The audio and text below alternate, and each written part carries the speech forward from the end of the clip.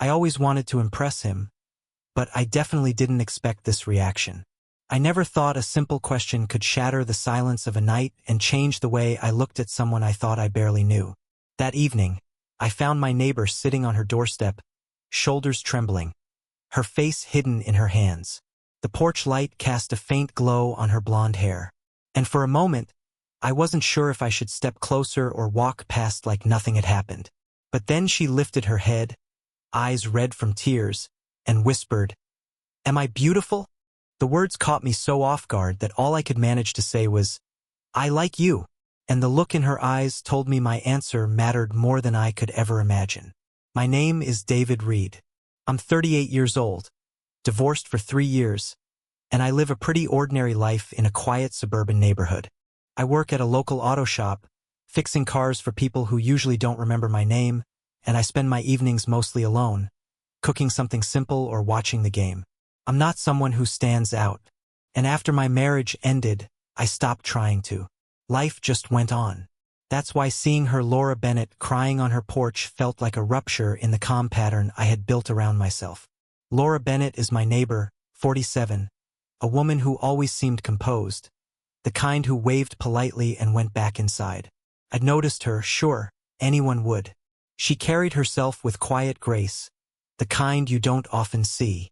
But I never imagined she could look so fragile, sitting there in the dim light like her world had finally caught up to her.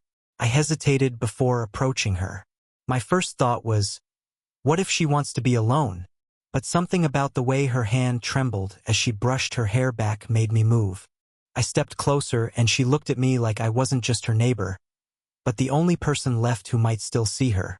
And then she asked me that question. Am I beautiful? For a second, I thought she was joking. But her voice broke on the last word and I realized she wasn't asking out of vanity. It was desperation. So I answered the only way I knew, how simple, honest. I like you. It wasn't poetic, but it was real.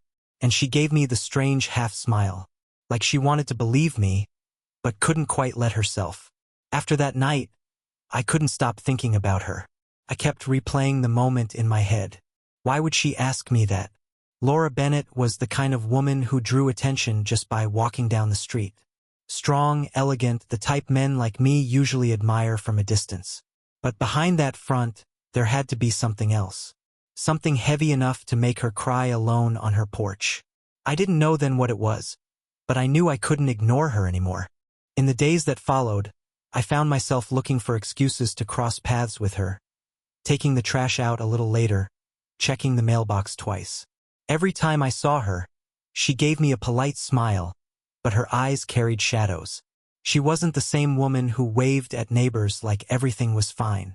Something inside her had cracked, and I felt this pull to understand it. Part of me wondered if I was out of my depth. After all, what could a guy like me possibly offer her? But another part whispered that maybe that night when she asked me that impossible question, she wasn't looking for an answer from just anyone. She asked me, and for reasons I couldn't explain, that meant something. The morning after that night, I pretended I had errands. Truth is, I kept watching the street like someone waiting for weather to change. Laura Bennett's porch light was still on after sunrise. I told myself to be normal. Work, lunch, home. But her whisper kept tightening and not inside me. At the shop, Mark Hayes tossed me a rag. You look like a man who stared at the moon too long. I said I'd talk to my neighbor. He leaned in. Older? Younger? Complicated. She's Laura Bennett, I said. He whistled. Complicated. Rule 1. Don't be the spare tire. Be the engine. At lunch, Ellen Walsh slid onto the stool beside me.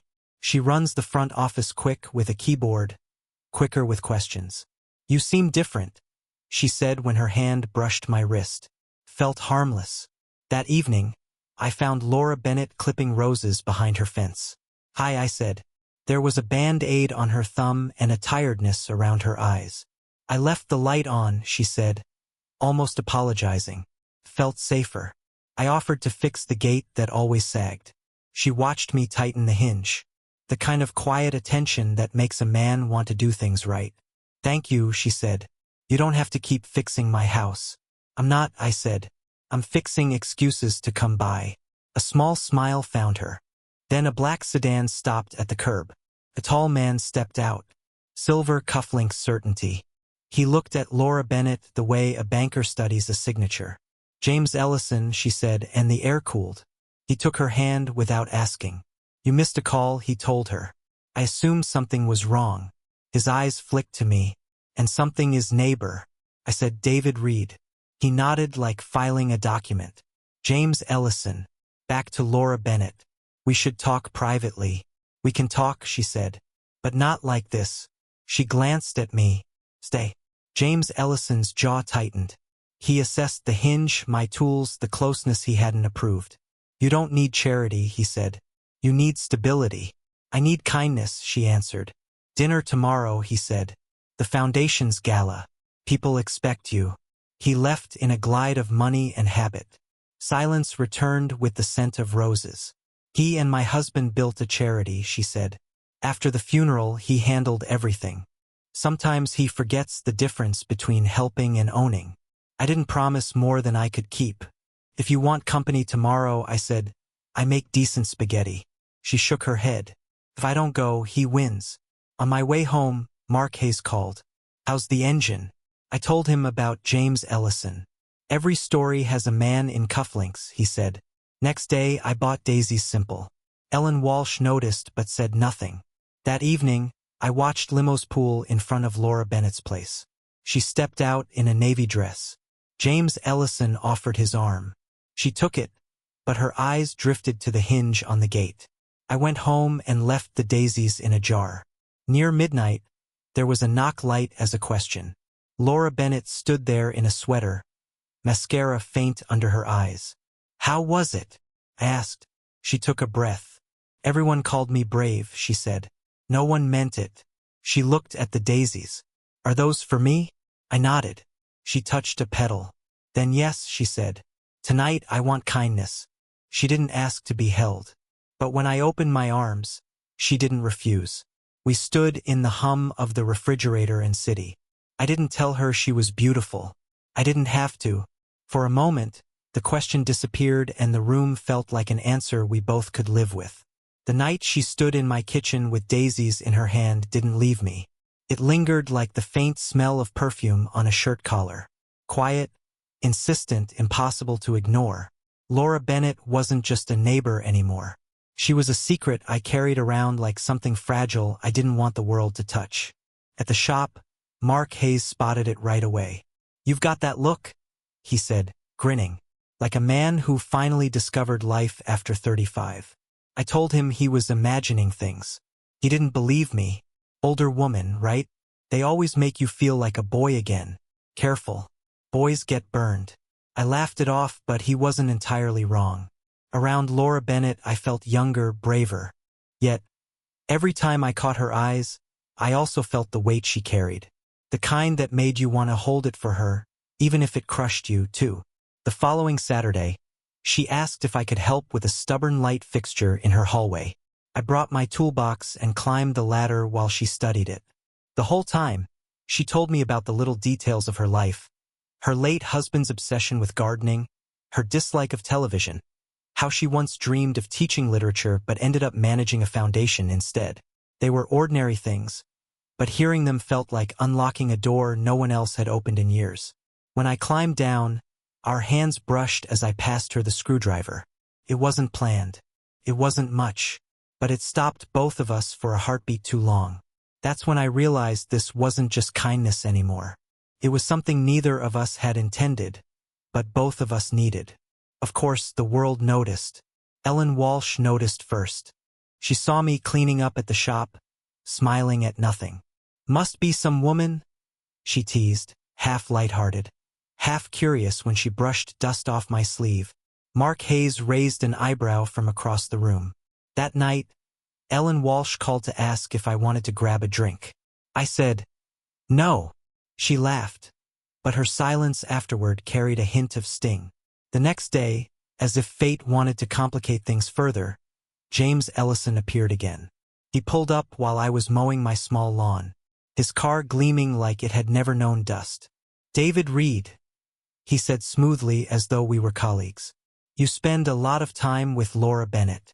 She's my neighbor, I answered. She's more than that, he said, voice tightening. She doesn't need distractions.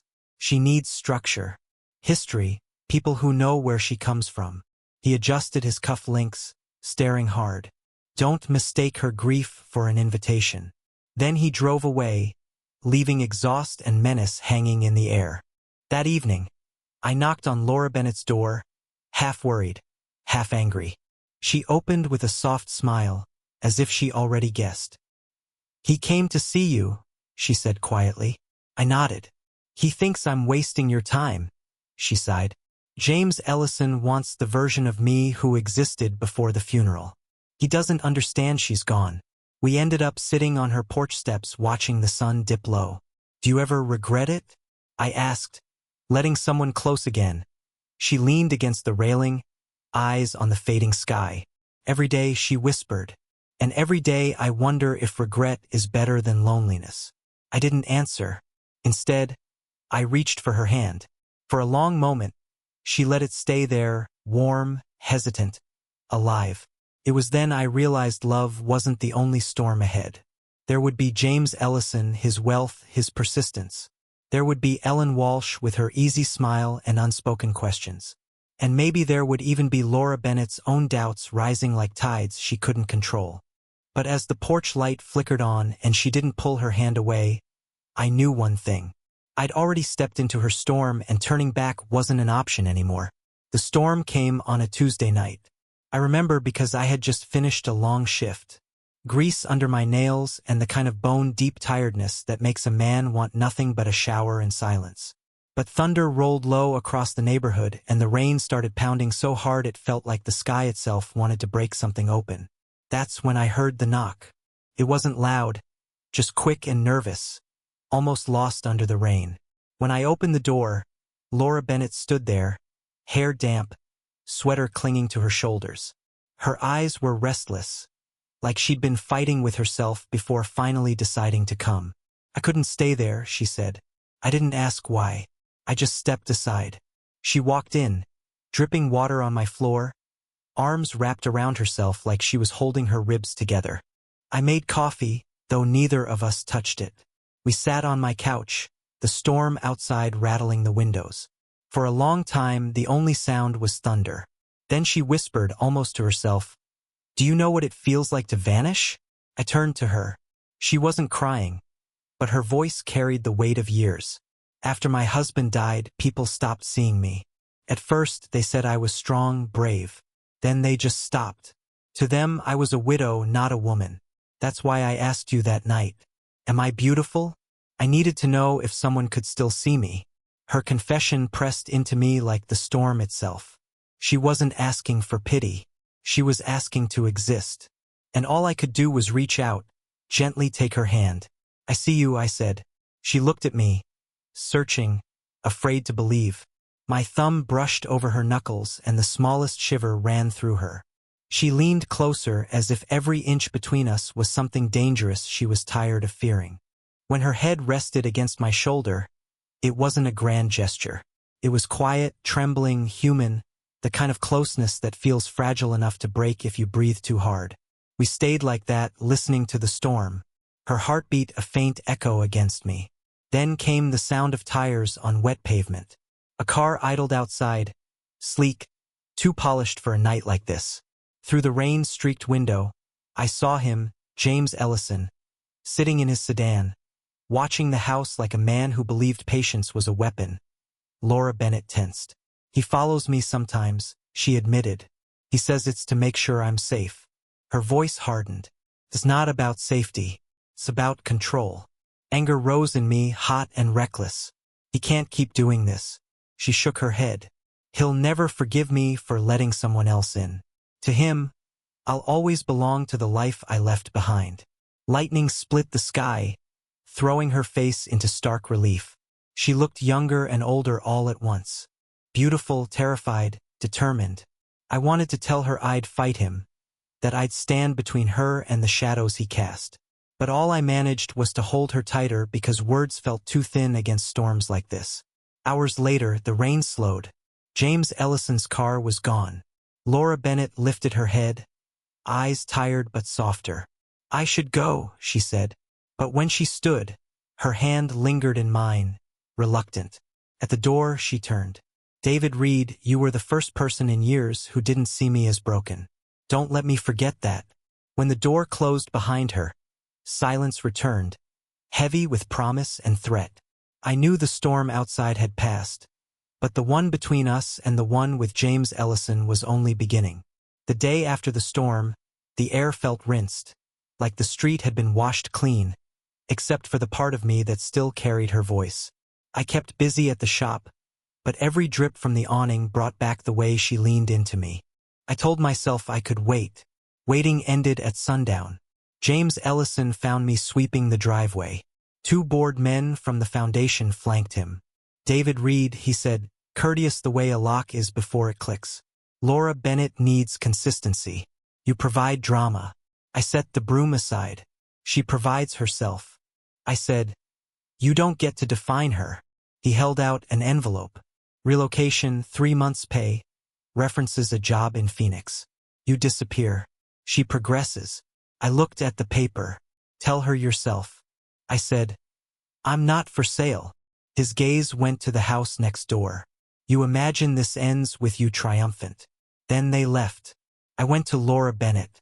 She stood in the hall, hair tied back, dress simple, eyes clear. "He came to me first," she said. Different envelope. On the table lay a gala program, a photo with her late husband, and a note. "You owe the past." "I don't," she whispered. "I owe the truth." She looked at me. "Will you stand with me while I say it?" We drove to the foundation's benefit at the old conservatory. Inside, small talk clattered. James Ellison worked the room smiling.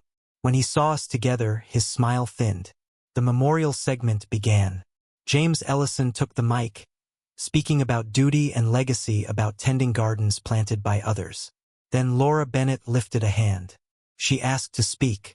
A hush fell. She stepped up, found me in the crowd. "Thank you for honoring the past," she said. "But a garden isn't a museum. It has to keep living." For years, I tried to be the woman people expected. Brave, silent, useful.